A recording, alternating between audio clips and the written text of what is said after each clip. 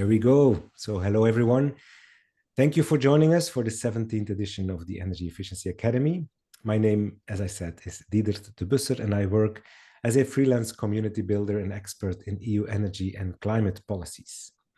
The aim of this Energy Efficiency Academy is to assist all stakeholders in comprehending and applying the new Energy Efficiency Directive in Europe.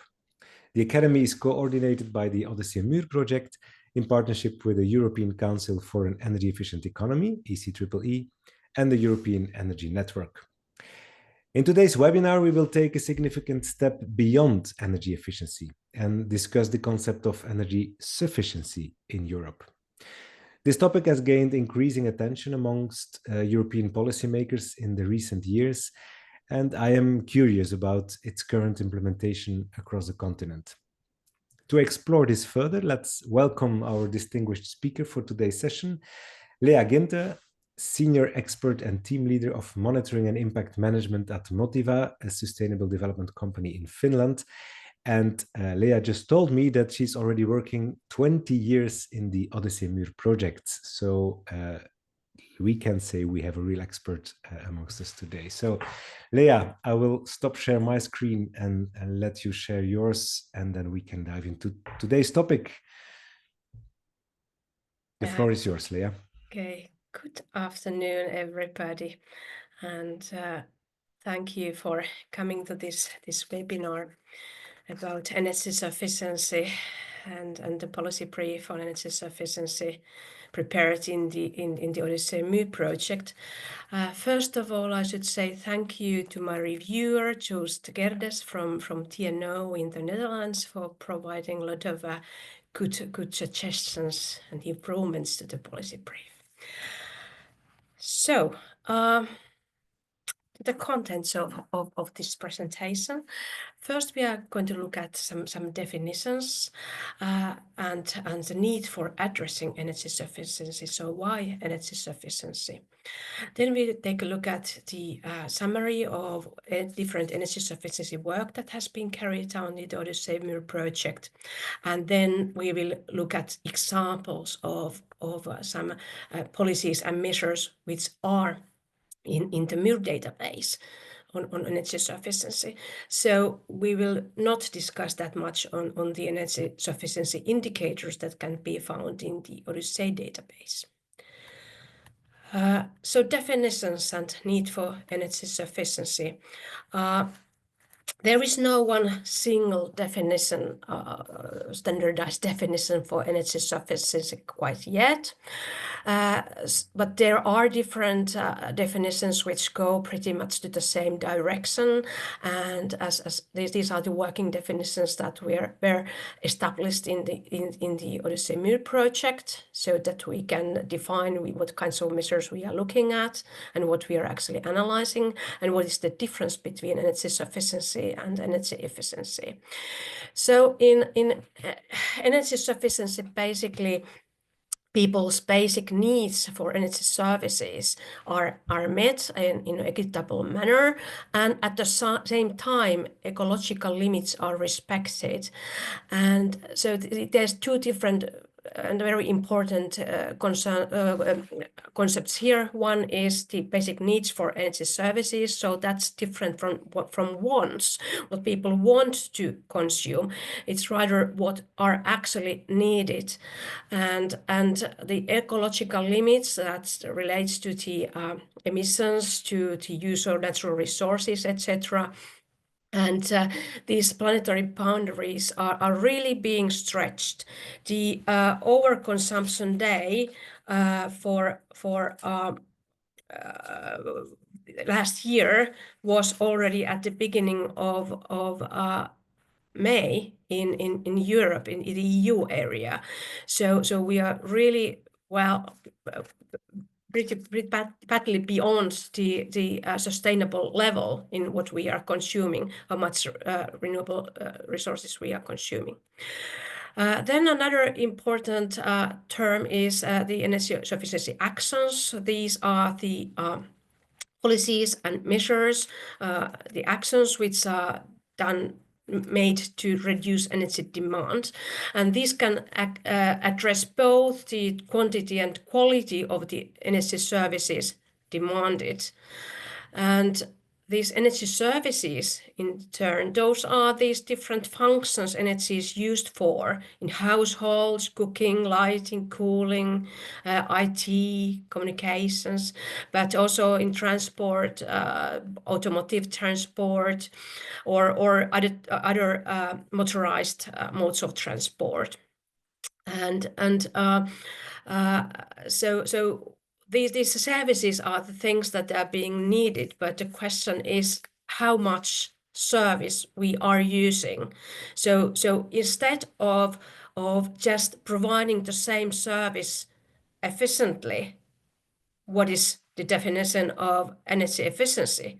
To getting more for less, or to providing a certain service as efficiently as possible. The difference between energy efficiency is that we actually address the service and the service levels, but yet at the same time meeting the needs. So we should avoid, of course, situations of energy poverty or too excessive energy savings, which can lead to another set of problems. So here we have one graph from the Odyssey database.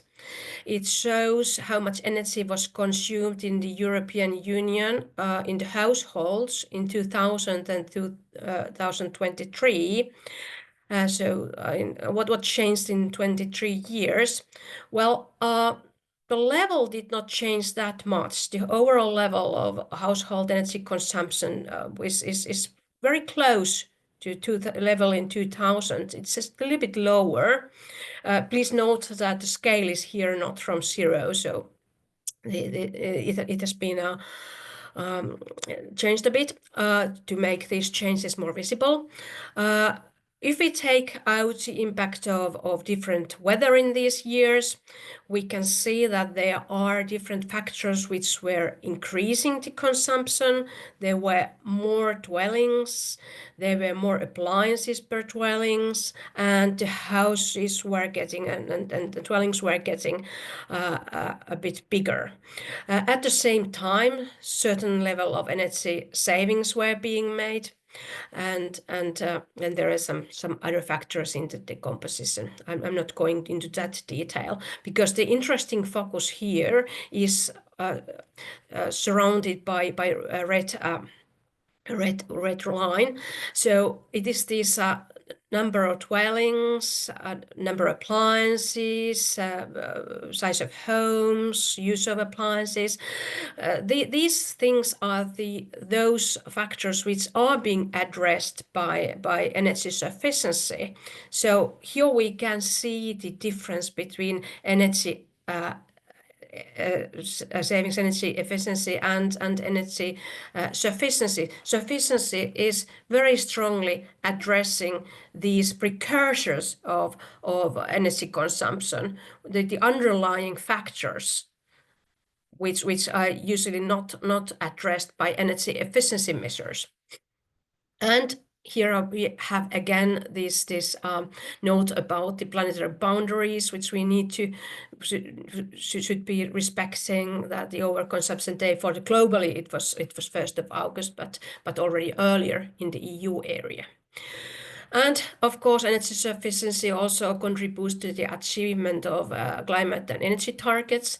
And as we will see also later, it can be there are very strong links between energy sufficiency and emergency response, like what was happening in the winter of 22-23. Now, let's go to the summary of what's being done in the Odyssey-MURE project in this area. Work on, for example, energy poverty started already a bit earlier in the project, but energy sufficiency has been in focus for during this project and the previous one, so about 5 years. now in the ongoing and soon ending project, there has been some additional work being done for classification of the sufficiency measures. So we have increased the search functions, improved the search functions in the database, and also the classification describes these sufficiency measures a bit better. Anybody can access without any registration to the stock of measures in the MURE database. You just need to, when you go and search for measures, tick the option energy sufficiency, and then it opens also these categories if you want to make a more refined search. At the moment, we have about 150 measures addressing sufficiency in the database. This is more than double what was at the end of the previous project. And but at the same time, I must say that we do see the difficulty of identifying what is energy sufficiency, distinguishing that from a pure energy efficiency, that sometimes some of these measures are not that strongly energy sufficiency policies, although we have done a quality control, etc. But there might be some measures which we could argue that are not necessarily energy sufficiency.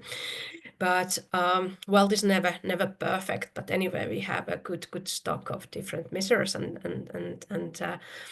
which we can analyze and get ideas from.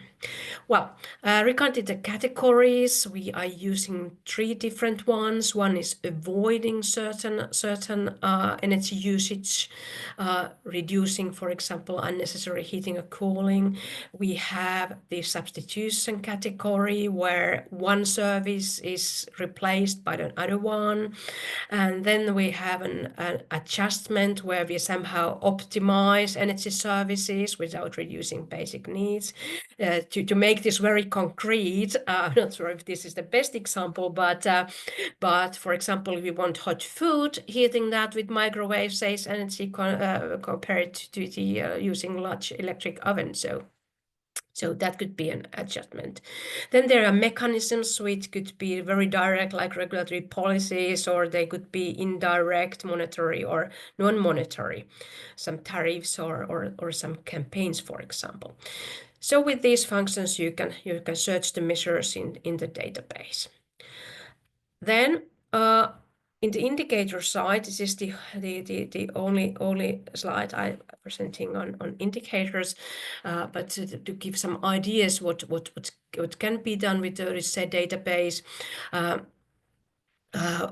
There are the sufficiency indicators, which, for example, in the transport sector, address the activity itself, like the number of cars per capita. They can address the usage of these energy services, like the distance traveled by a car per capita, or the sizing, the size of cars in weight or their engine size. But of course, this indicator is becoming a bit more difficult with the introduction of electric vehicles. And similarly, in the household sector, we have a number of dwellings, less empty or underused dwellings, or the amount of these not permanently lived-in dwellings, and floor area per person. And then a list of policy briefs that have already been published or are being published in the Odyssee-MURE project. So this policy brief you should find quite soon in the Odyssee-MURE website in the publication section. When you go to the policy brief, it should be there quite soon. Today when I checked in the morning, it was not there yet, but it should be published very soon, so stay tuned. And Didert already mentioned the Polish webinar coming up on national policies, and then there has been discussion about one more policy brief on the impact of lifestyles, but I'm not sure about the status of this one yet.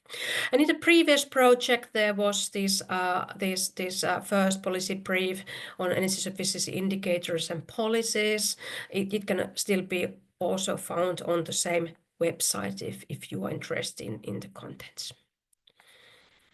And future work in the Odyssee-MURE project, there is this energy efficiency scoreboard, which you can access to compare and benchmark different countries, their energy efficiency. Overall scores consisting of both indicator and policy results.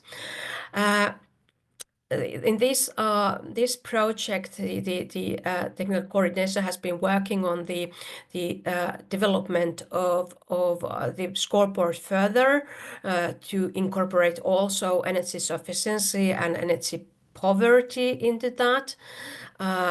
And in sufficiency, the focus will be on household and transport sectors, considering both indicators and policies. For indicators, there are two models. There is the indicator level and the indicator trend. So where we are in energy efficiency and what is the improvement rate. So these models will consider monitor the changes in the activity, for example, the number of dwellings, as well as these comfort and behavioral factors like size of dwellings. And the policy model will address the impact of sufficiency out of the total, what is the impact of energy efficiency policies and measures. We have discussed this, and Fraunhofer Institute has presented this approach, but we don't have the interface or the structure to show you quite yet. But again, stay tuned for future developments. Then let's go the actual examples of sufficiency policies and measures. I have put these different sectors on different slides. First, there are some examples on households.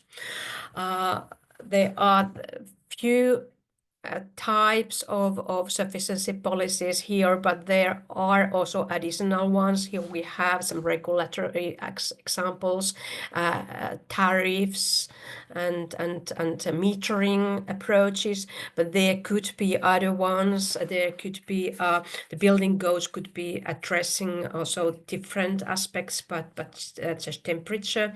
There could be measures like property taxation, different share economy platforms, etc. And also urban planning can be an effective tool here. But here we have examples of temperature regulation. So France was an early actor where there were certain limitations to the heating and cooling temperatures introduced already in the 70s. These kinds of measures can be found in some other countries as well, but France was also a very, very early actor here. In Malta, we have progressive electricity tariffs where when you consume very, very little, you pay a lower tariff, but when you start consuming more, the tariff level is increased. Not just that your bill is increased, but you pay more for 1 unit of energy. In Slovenia, there were some measures on individual individual building in multi-apartment buildings like blocks of flats, etc. And it was discovered when this was introduced, it reduced energy consumption by 5%. So it's by to my understanding mainly by behavioral measures. Here we have examples of transport measures. In addition to these fiscal and economic incentives, public transport incentives, cycling infrastructures and other infrastructures, and workplace initiatives, there could be also measures coming from urban planning. There could be shared and smart mobility services, teleworking, promotion of teleworking, also after the COVID crisis, when so many people were teleworking. This could be a continued measure. And then there's, of course, the digitalization of services, which can be also reducing transport needs. Well, here we have some examples, again, one from France, where this bonus-malus scheme encourages low-emission vehicle uses. There is a subsidy for low-emission cars, and at the same time, taxes on high emissions and heavy cars. At least in Finland and Greece, also possibly in some other countries, there is a CO2-dependent car purchase tax. In Finland, there is also annual tax related to the use of cars, and that's also CO2 emission dependent. In France, there are some subsidies for seniors, low-income seniors, for buying electric bikes, and this measure has been clearly designed to avoid free riders, so that those pun intended, so that those who actually do need the subsidy would be more in focus of the subsidy mechanism. In public transport, Germany, for example, is implementing at the same time value-added tax reduction for rail travel and imposing some air travel levies, so to gain modal shift from flight transport to train transport. Several countries are improving cycling infrastructures. Some examples here are Latvia and Spain. And Latvia is also addressing micromobility in addition to bicycles. And in Netherlands, there's a workplace initiative. Some companies and government have pledged to reduce travel-related greenhouse gas emissions by as much as 50% between 2016 and 2030 by this program, which involves the promotion of cycling, public transport cards, and some parking policies at workplaces. A couple of examples from the service sector. In Greece, there is the operation thermostat, which is limiting the heating and cooling levels in buildings. This is both an energy efficiency and energy sufficiency measure. And in addition, there are some more energy efficiency related activities in operation thermostat, like window shields and night ventilation. In Finland, the state target is to reduce the office space per employee to 10 square meters by 2030. And this is a continuation of an earlier program or target where there was a similar reduction for office space in state offices.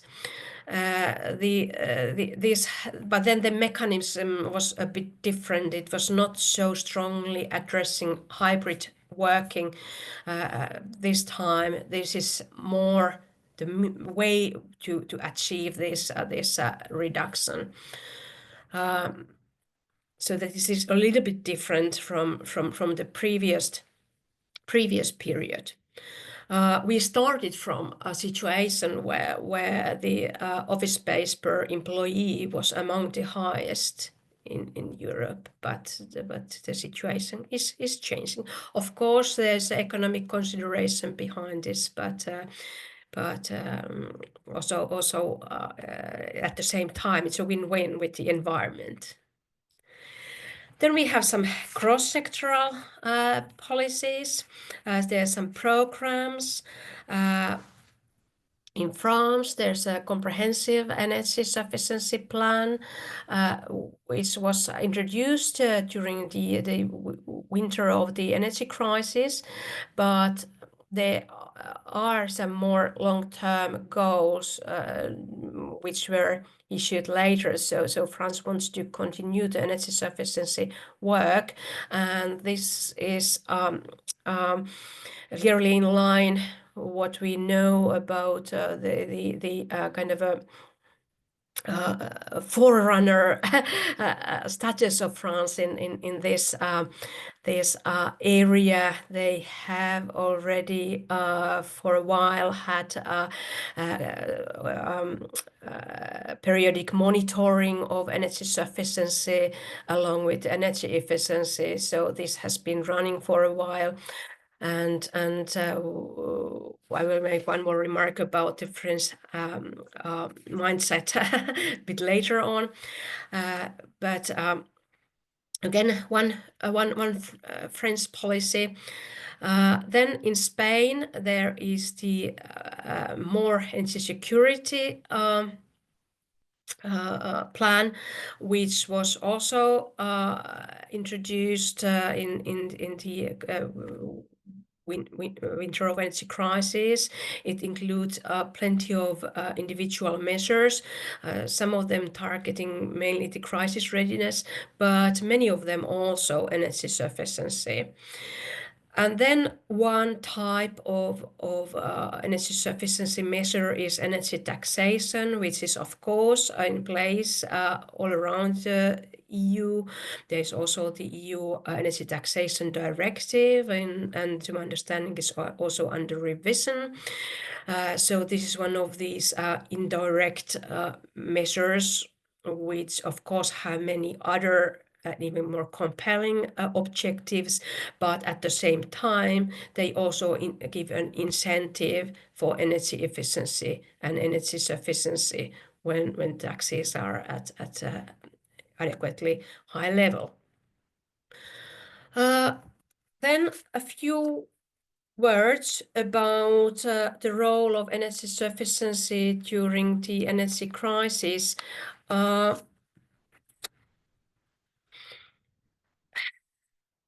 The energy crisis practically forced different parts of the society, public, together with the public sector and these businesses, to think about their energy consumption levels. And they could not only address energy efficiency, but they had to also, particularly the public, had to think about the energy services they are consuming, whether there is something which they can either cut for a time or transfer to another time to reduce the consumption peaks. So this really forced everybody to think about their consumption patterns and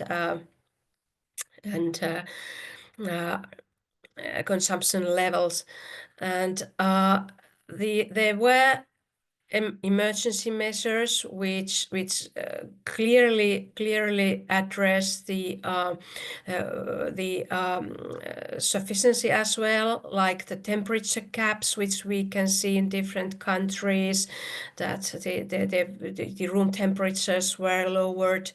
And then there were also these more voluntary information campaigns like Flip the Switch in the Netherlands, or Down a Degree campaign in Finland, and many other campaigns around Europe.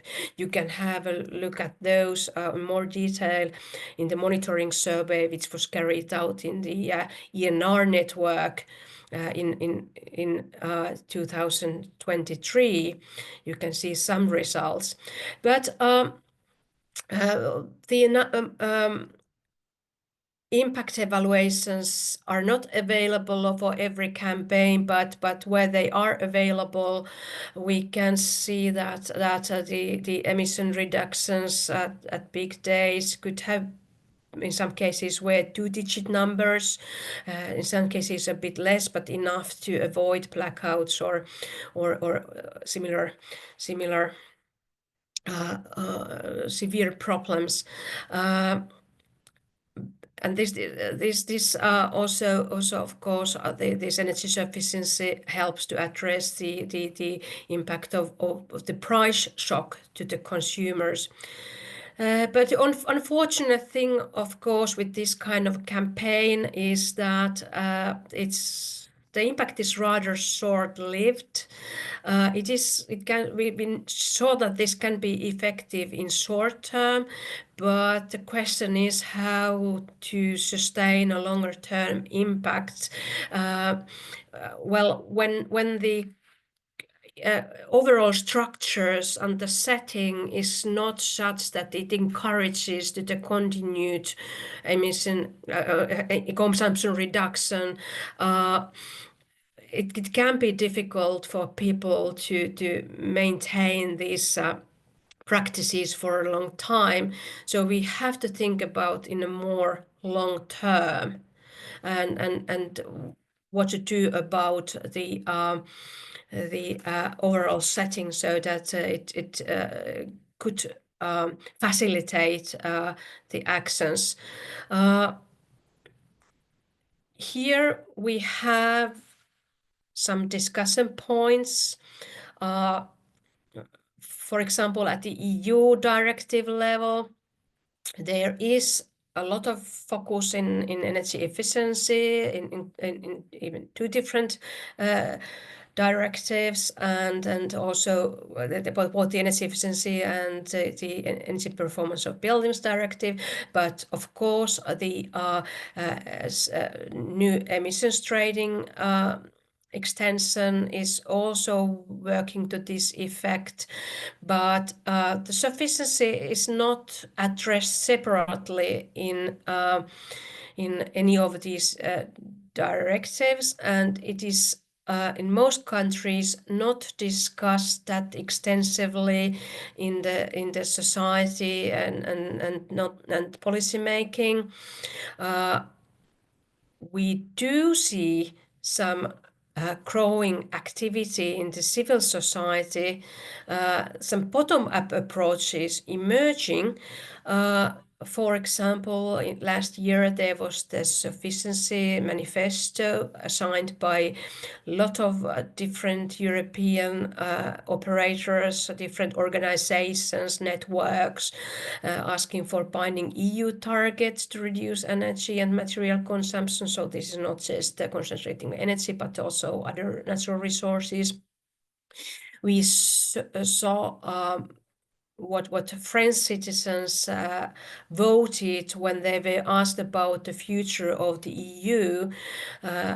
In this poll survey, the priority that they indicated was sufficiency that this is something that really should be addressed in EU policy. And at the same time, in the level of different activities, we see lots of different shared economy platforms and other activities arising bottom up. And the role of policy could be to better facilitate these, to remove obstacles if there are some legal obstacles, etc. for implementing them. They could be in terms of taxation, for example, or etc. In the future, if we want to see more focus on energy sufficiency, we need to see that specifically mentioned in different long-term strategies. And we also need to make its impact more visible. We need to have good cases, good case studies, monitoring results, impact evaluations on sufficiency measures, and distinguishing it from energy efficiency, so that we know what is its role. Of course, the measures don't have to be separate to address sufficiency and efficiency. Win-wins are always better, but we need to understand what we can really achieve with energy sufficiency. So at this point, I would like to say thank you.